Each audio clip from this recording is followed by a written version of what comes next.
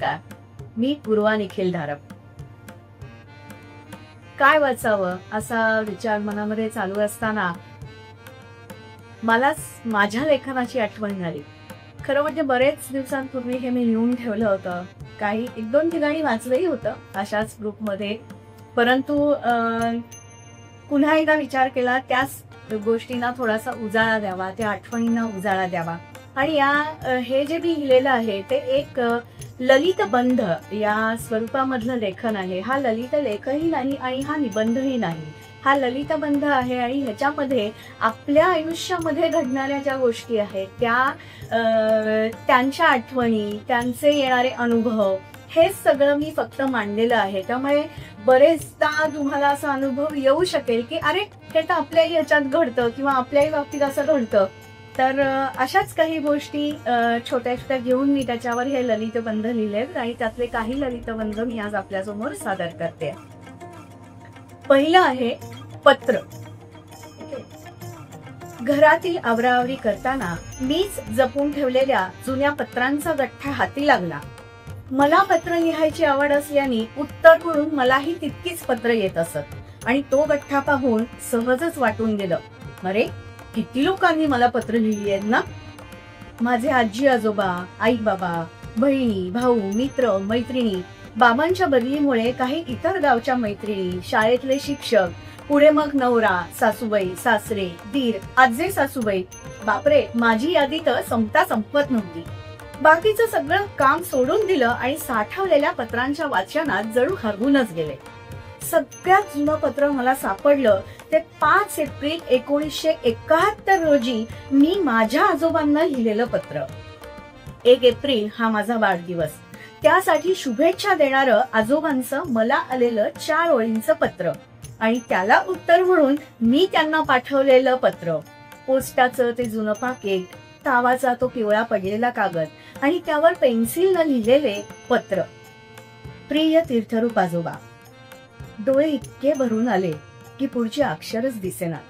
आजोबांचा प्रेमळ चेहरा, धावत जाऊन त्यांना बिलगलेली मी, माझं कौतुकाचं लहानपण, काका काकू, आत्या, मामा मामी, मावशी, इतर नातेवाईक, शेजारचे पाजारचे, माणसात गेलेलं माझं लहानपण, सगळं काही आठवून मन अगदी पिसासारखं हलकं झालं होतं माझं. 52 वर्षापूर्वीचं ते जुनं पत्र पाहून माझ्या आनंदाला पारावार उरला नव्हता.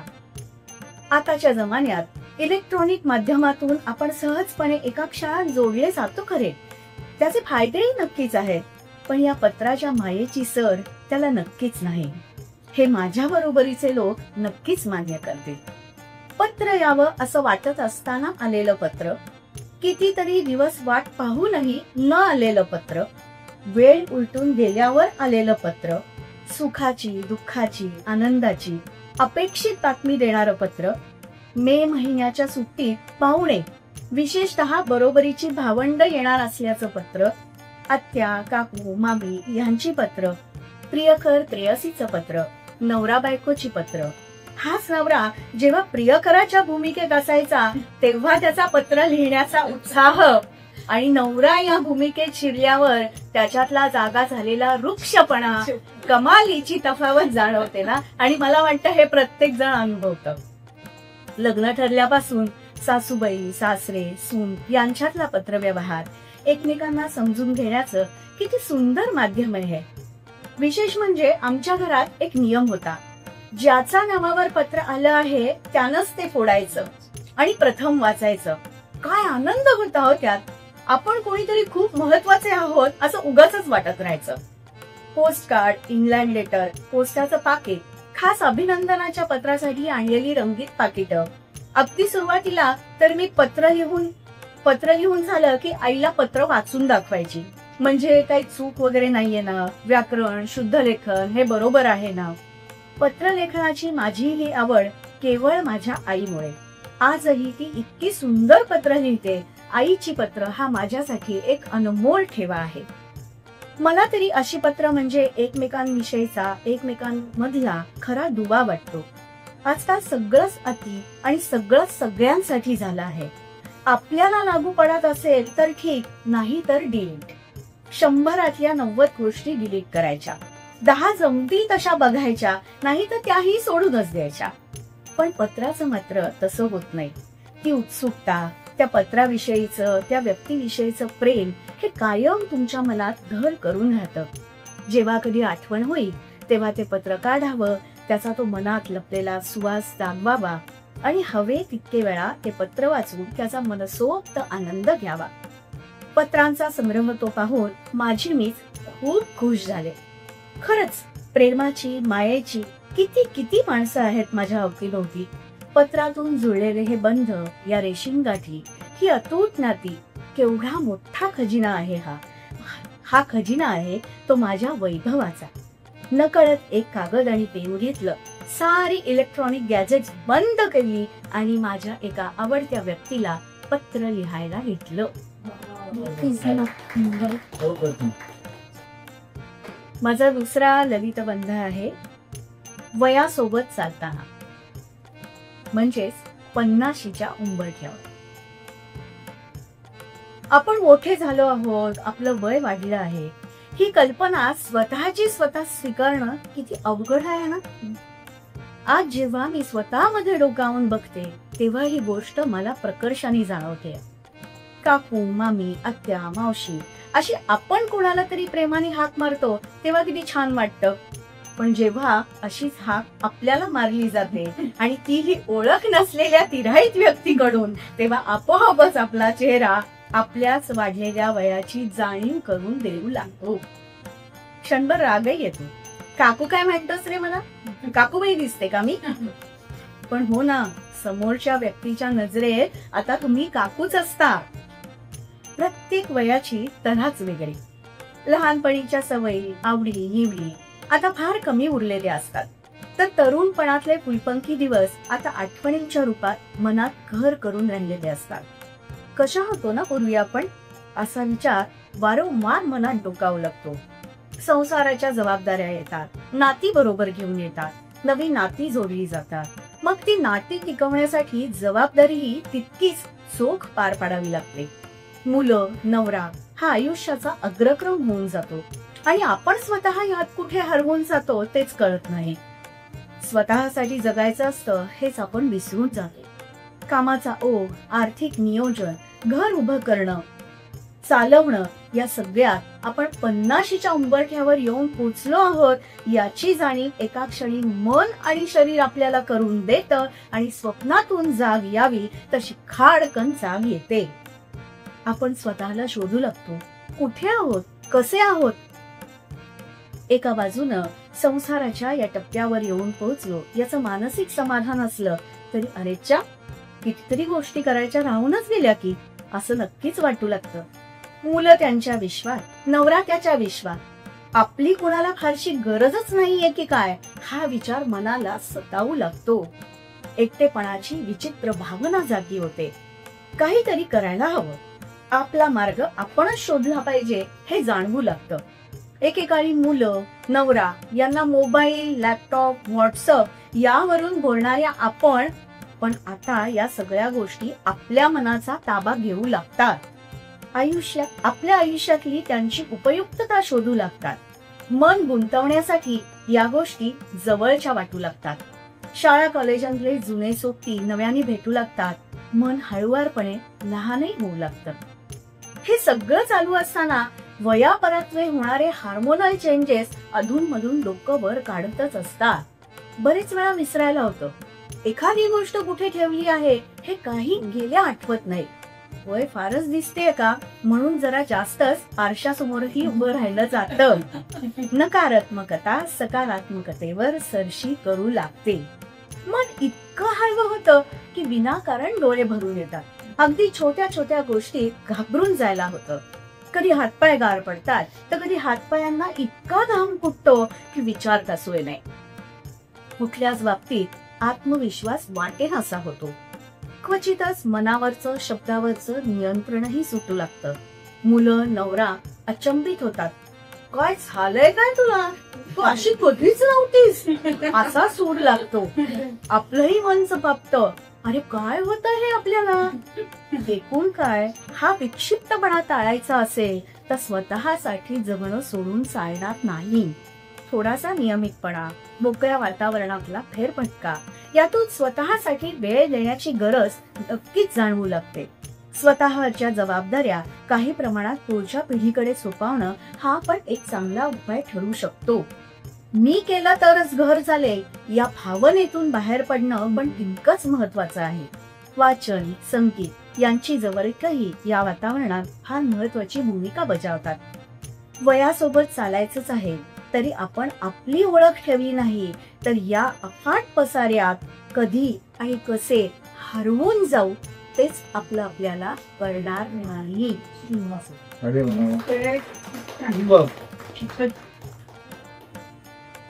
मी आता म्हातारी झाले असं अजिबात म्हणायचं नाही. कोण म्हणलं तू म्हातारी झाली? आता शक्ती, तू तर फक्त साठीची झालीस.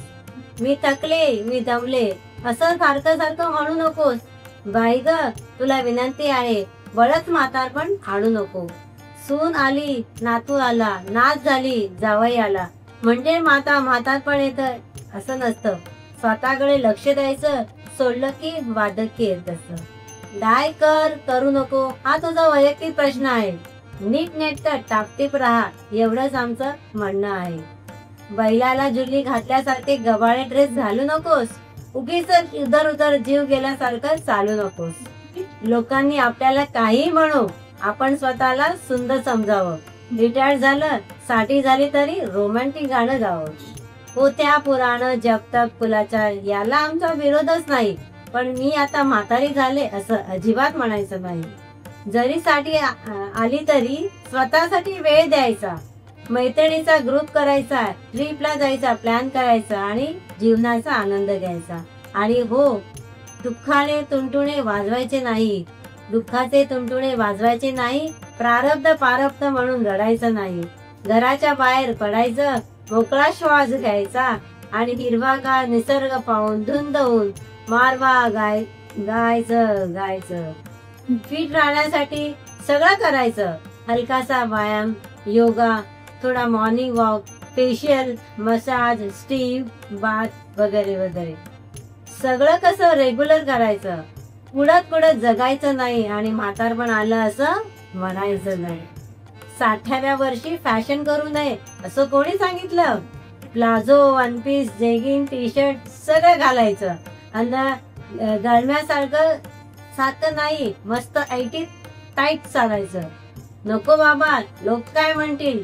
अरे म्हणले का पुन्हा लोक काय म्हणतील? मग ट्रिपला काय नऊवारी लुगडाणी तिकटा मिठाचा वास येणार आहे, मेळकट रंगाच्या साड्या घालून जाणार आहेस? अगं बाई, जगाची फिकीर करायची नाही आणि म्हातारं झालं असं म्हणायचं नाही. हे सगळं तू करायचं ते नीट समजून घे. कारण तू घरचा आधार आहेस, कुटुंबाचा कणा आहेस, वास्तू नावाच्या पंढरपुरातील मंजूळ वीणा आहेस. तुझं शारीरिक आणि मानसिक आरोग्य उत्तम राहिलं तरच घर आनंदी राहणार आहे. देवघरात दिवा लावून स्वयंपाकघरात अन्नपूर्णा येणार आहे. घरात संसाराचा सडा आणि चैतन्याचा जरा वाहण्यासाठी तुझं मन प्रसन्न असणं खूप गरजेचं आहे.